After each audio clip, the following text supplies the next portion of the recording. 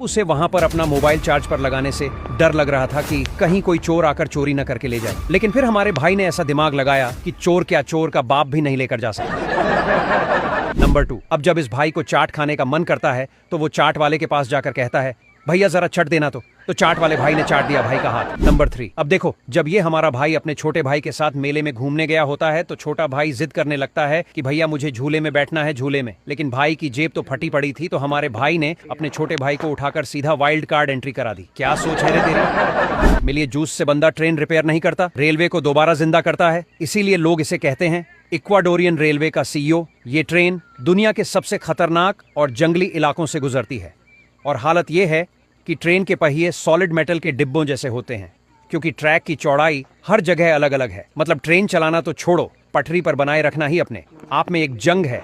लेकिन जूस के लिए ये सब बाएं हाथ का खेल है। उसका मिशन है हर गड़बड़ को ठिकाने लगाना, और इसके लिए उसके पास है कुछ दमदार टूल्स, जैसे ये 360 डिग्री घूमने वाला जैक, जो ट्रेन को ऐसे उठाता है जैसे खिलौना हो। जंगल, पहाड़, उखड़ी हुई पटरियां हो, कुछ भी इसे रोक नहीं सकता। ये आदिवासी जिस मिट्टी को मिक्स कर रहे हैं, ये कोई नॉर्मल मिट्टी नहीं है। दरअसल पहाड़ों में एक खास पत्थर होता है जिसे घिस घिस कर उसका पास्ते बनाया जाता है, और उस पास्ते को ये अपने बालों पर और अपने शरीर पर लगाते हैं, क्योंकि इनका मानना है कि ऐसा करने से ये खूबसूरत दिखते हैं। देखो, आपने भारत की बसों को सड़कों पर चलते हुए तो जरूर देखा होगा, लेकिन ऑस्ट्रेलिया में कुछ ऐसी बसें चलती है जो सड़क पर चलते चलते ट्रैक पर चलने लगती है। तो आखिर ऑस्ट्रेलिया में बसों के लिए ट्रैक क्यों बनाए जाते हैं? चलिए जानते हैं दोस्तों। इन्हें गाइडेड बस कहा जाता है। ये बस बिल्कुल सामान्य बस की तरह ही होती है, लेकिन इसके आगे वाले पहियों के साथ एक गाइड व्हील लगा होता है जो बस को ट्रैक से उतरने नहीं देता। इन बसों के लिए स्पेशल कंक्रीट के ट्रैक बनाए जाते हैं जो कई जगह सड़कों से जुड़ते हैं। इन ट्रैक्स को ज्यादातर नालों के ऊपर या उनके किनारे बनाया जाता है ताकि वहां की गंदगी को भी कम किया जा सके। देखो, जहां भारत में लोग ठंड से बचने के लिए स्वेटर और रजाई में छिप जाते हैं,